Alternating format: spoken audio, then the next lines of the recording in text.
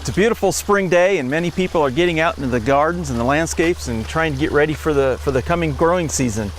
And one of the tasks that some people have is managing their water gardens. And today we're going to talk about what's necessary to prepare your water gardens for the season.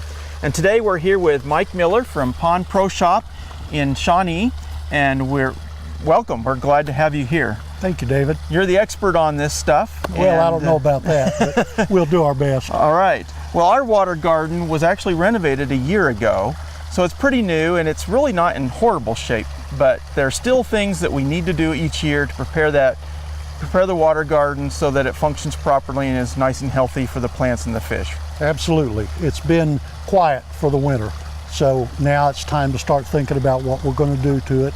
There are things that have gone on all winter long. We've grown some algae in the pond, and that needs to be taken care of. People have walked around here doing different things, removing plants, so we've moved some rocks. Those need to be put back in place. We're going to inspect the edges to make sure that none of the rubber liner is exposed. Okay. So we're going to put rocks back, we're going to pick up sticks, we're going to do a general maintenance cleanup around the outside of the pond. That's the first step. Okay. And that way we hope to identify if there are any leaks. We'll find a low spot or we'll find a wet spot, and that will allow us to begin to fix those things early in the season rather than waiting until later. Excellent. The next thing we probably would do is take apart the equipment and begin to clean the filtration out. That's what has spent the wintertime accumulating all of the mess that's in the pond. Okay. The normal part of the decomposition of organic matter, fish waste, fish food that we've put in there, that's all been collected in there, and we want to try and get that out now. So that's a very start important the spring. Yeah, that's a very important part of the system, make it run functionally, and so we want to make sure it's nice and clean. Exactly. Okay, good. All water gardens and ponds require two kinds of filtration, mechanical and biological. We're going to concentrate pretty much today on biological filtration. We're going to be taking care of those parts of the system that assist us with growing bacteria colony that help reduce all of that organic matter in the pond. Excellent. That's what we're looking for. Very good. So we'll go ahead and you can walk us through the steps as we go, and we'll get the pond all nice and clean for the season. Okay. The first thing we're going to do is start over here with the skimmer. And that skimmer has a pad in it. That pad is to collect stuff as mechanical filtration. So we're going to take that pad out and clean it and get the skimmer all ready to go again for the season. It's been running, but we want to clean it up and just give it some general health check, make sure there's no leaks around it, make sure there's nothing plugging it up. So we're going to start with the skimmer. Okay. That's the easiest part. Then we're going to go to the waterfall filter. The waterfall filter consists of some biological media that grows a bacteria colony and some mechanical media that would stop trash from getting to that bacteria colony. Okay. We're going to take that apart and clean it out. We're not going to use chlorinated water unless we absolutely have to. We would rather use the pond water so that we don't kill off the bacteria colony. Small as it is this time of year, we want to save as much bacteria as we can. So we'll clean it out with pond water and make sure that it's all ready to go again, put it back together. On this particular water garden, we have a pressurized filter that operates very similarly to a swimming pool filter that you might be familiar with. Okay. Where we're going to turn a dial on it, and when we turn that dial and turn the pump on, it's going to backwash that filter and blow all of the trash out that's been accumulated over the winter. So we'll blow that out into the garden where it can do us some good because it's really fertile water. Oh, okay. So once we get that out, cleaned up, we'll set it back and we'll be ready to go then with the actual pond itself.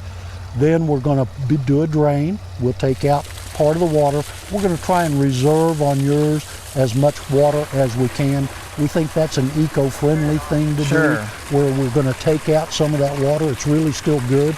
There's no problem with it. We're going to put it back in at the end of the process, but we brought some big tanks with us that we can catch that water in. We'll capture as much as we can and then transfer the fish to their own water. And we've got an aerator in there, so they're taken care of oxygen-wise at the same time. Once that's done, then we'll begin to vacuum out the pond. And the vacuum that we'll use is a pond vacuum. not a normal shop vac. Right. If you have a very, very small pond, you might use a shop vac, but that's really a hassle. You're talking about sucking up 10, 15, or 20 gallons of water, then taking the lid off, carrying that somewhere. And remember, water weighs 8 pounds a gallon, so you don't want to carry it too far and dump it. And that's good water for your garden. It'll grow plants very well, but it's not real good for your pond. So we want to be able to use a vacuum that allows us to both create suction and take from the pond, and has a discharge on it that would run it out into the garden. Oh, okay. This has 2 cylinders. When one fills up, it starts to discharge and the other one fills up. It's a constant motion. Suction, discharge, suction, discharge. So that's called a pond vac.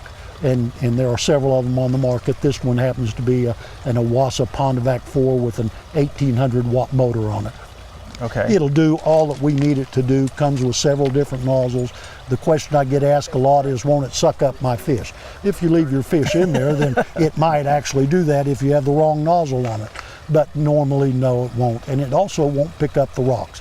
We have a nozzle that's specifically made to go into the rocks and suck up just the trash that's in there and not the rocks, even down to small pebbles. Oh, okay. So we'll use different nozzles. We'll clean that out. We'll dump that water. There's only a little bit left in the pond. We're going to dump that out into your garden where it could actually fertilize the plants. Okay. At that point, we've got it pretty well cleaned. We've inspected everything. We're ready to put the water back in that we saved, fill up with what we have to use out of the faucet, and then we'll dechlorinate if we use chlorinated water.